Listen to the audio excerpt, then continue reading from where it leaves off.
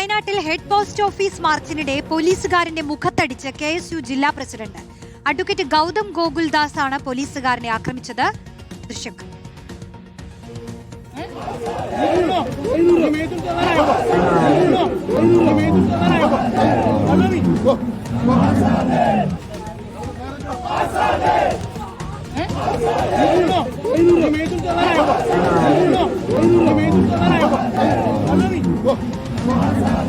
പ്രതിഷേധത്തിനിടെ police തള്ളിയപ്പോൾ തിരിച്ചു തള്ളിയതാണെന്നാണ് ഗോകുലിന്റെ വിശദീകരണം.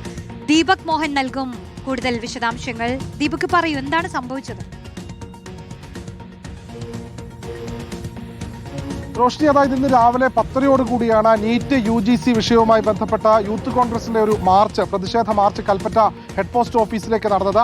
ആ മാർച്ച് പോസ്റ്റ് ഓഫീസിന് മുൻപിൽ തന്നെ വെച്ച് പോലീസ് തടയുകയായിരുന്നു. ആ സമയത്താണ് ഇത്തരത്തിലൊരു സംഭവം അരങ്ങേറിയത്. അത് ഒരാൾ മൊബൈൽ പകർത്തിയ ദൃശ്യങ്ങളാണ്.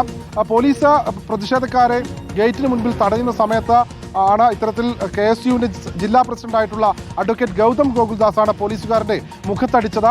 നമുക്ക് ആ ദൃശ്യങ്ങളിൽ കാണാം. ഇതുമായി ബന്ധപ്പെട്ട ഈ ഗൗതമത്തിന്റെ ഭാഗത്തു നിന്ന് ലഭിച്ച വിശദീകരണം എന്ന് പറയുന്നത്, പോലീസുകാരൻ ആദ്യം ഇയാളെ പിടിച്ച് തള്ളിയ സമയത്ത് തിരികെ പിടിച്ച് തള്ളി എന്നാണ്. ആ പ്രതിഷേധ സമയത്ത് ഉണ്ടായ ഉന്തും തള്ളലിലുമാണ് ഇത്തരത്തിലൊരു സംഭവം ഉണ്ടായതെന്നാണ് ഈ ഗൗതം ഗോകുൽദാസിന്റെ ഭാഗത്തു നിന്ന് ലഭിക്കുന്ന വിശദീകരണം.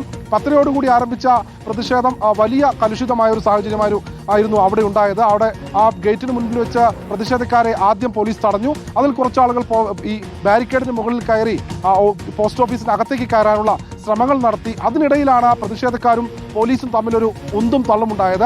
ആ ഉന്തും തള്ളിനിടയിലാണ് ഇത്തരത്തിലൊരു പോലീസ് കോൺസ്റ്റബിളിനെ അടിക്കുന്ന രീതിയിലേക്ക്, അല്ലെങ്കിൽ മുഖത്ത് മർദ്ദിക്കുന്ന രീതിയിലേക്ക് സാഹചര്യങ്ങൾ എത്തിയത്. അതുമായി ബന്ധപ്പെട്ടാണ് ഇപ്പോൾ KSUയുടെ ജില്ലാ പ്രസിഡന്റായ അഡ്വക്കേറ്റ് ഗോകുൽദാസ് ആണ് ഇതുമായി ബന്ധപ്പെട്ട് ഗൗതം ഗോകുൽദാസ് ആണ് കൃത്യമായ ഒരു വിശദീകരണം തന്നിട്ടുള്ളത്.